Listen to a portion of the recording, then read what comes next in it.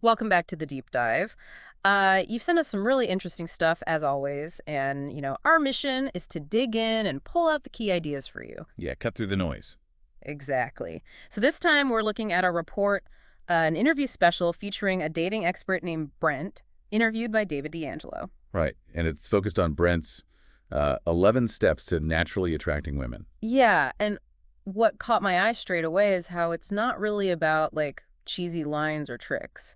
The goal seems to be understanding these deeper shifts, mindset, attitude. Absolutely. It pivots really fast from just techniques to, yeah, something internal. It's less about what you do and more about sort of how you are. Okay, let's jump into it then. Step one. Success with women starts with you.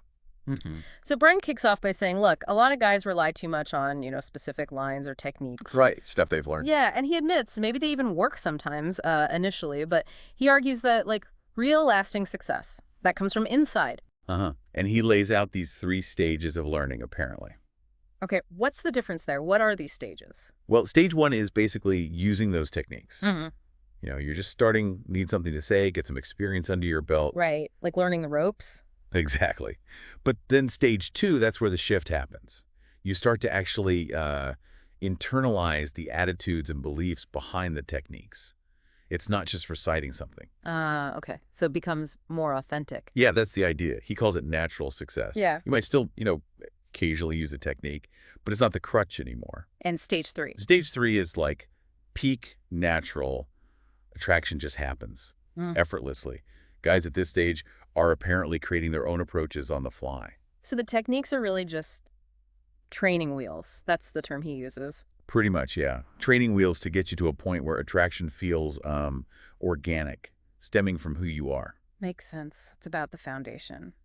Which leads nicely into step two, actually. Detach yourself from all possible outcomes. Ooh, yeah. This feels central.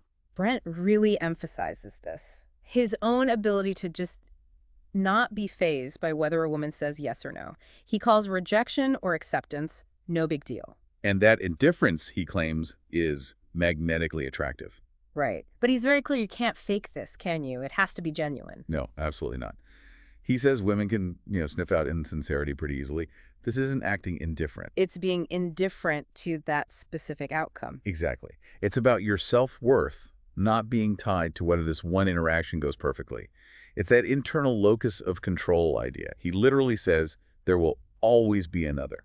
Always. That changes the whole frame, doesn't it? From scarcity to, well, abundance. Takes the pressure off. Totally. Which maybe explains step 3, which is a bit surprising. Don't get stuck in the dating system.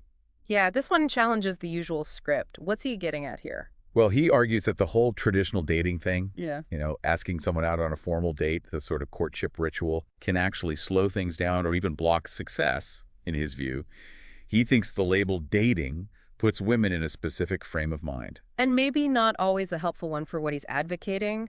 The report mentions women might then expect, like, a slow burn, worry about intimacy timelines. Right, or feeling like they might be seen as easy if things move faster. All those cultural scripts around dating. Okay. And Brent's point is that this whole dating framework can actually get in the way of, well, pleasure and connection for both people. He seems to be pushing for something more direct, maybe, more spontaneous. It definitely makes you question how much is just habit versus genuine interaction. Okay, step 4 moves towards agency. He who keeps his power feels better about himself. Sounds a bit strong, maybe. It does on the surface, yeah. But digging in, it seems to be about avoiding feeling powerless or reactive in these situations. Okay, how? What does he suggest? Well, things like steering the conversation towards what you find interesting, being okay with ending the interaction yourself. Right, not just waiting for a cue. And this is interesting, giving your number and letting her call you. Reversing the usual dynamic. Yeah. And also suggesting she comes to your place, so she's making the effort to come to you. Okay, what's the thinking behind that? The number thing, the coming to your place thing. The report suggests it taps into that idea that people value what they work for. So if she initiates the call or makes the trip, her investment level goes up subtly. Right, right. It signals you're not desperate, you value your own time.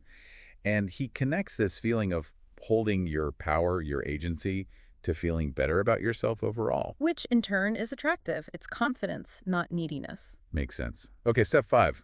This one's pretty direct. Sex is natural.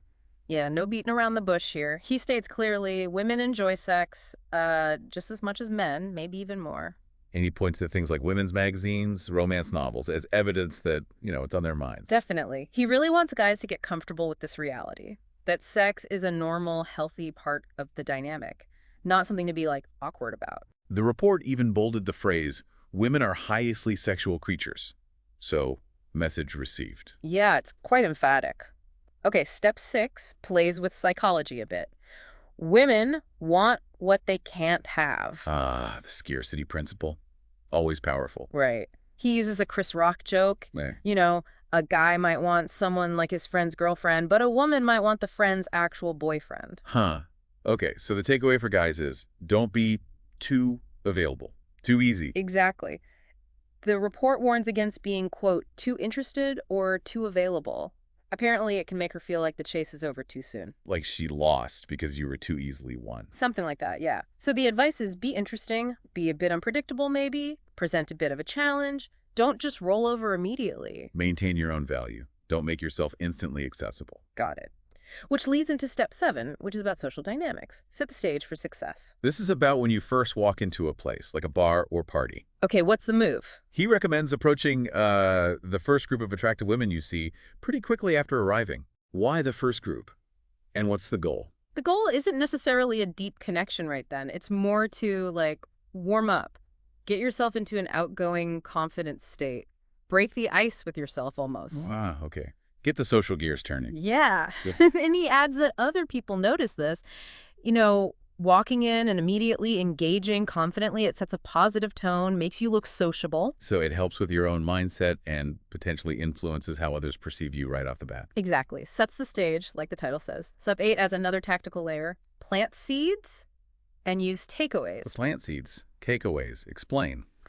Okay, so planting seeds is about having brief, positive interactions with different women or groups. Just a quick chat, make a connection then. Then you use the takeaway, you move on. Go talk to someone else. You don't try to lock them into a long conversation right away. Interesting, so circulate more. Yeah. The benefits, according to the report, are twofold. 1, you meet more people, obviously. Increase your chances. Makes sense. And 2, it differentiates you from guys who seem clingy. The ones who lash onto one person and try to monopolize their time. Right. It shows you're not desperate for that one interaction. It's more relaxed, less pressure. Exactly. Dynamic, not static. Yeah. Okay, step 9 is about leadership.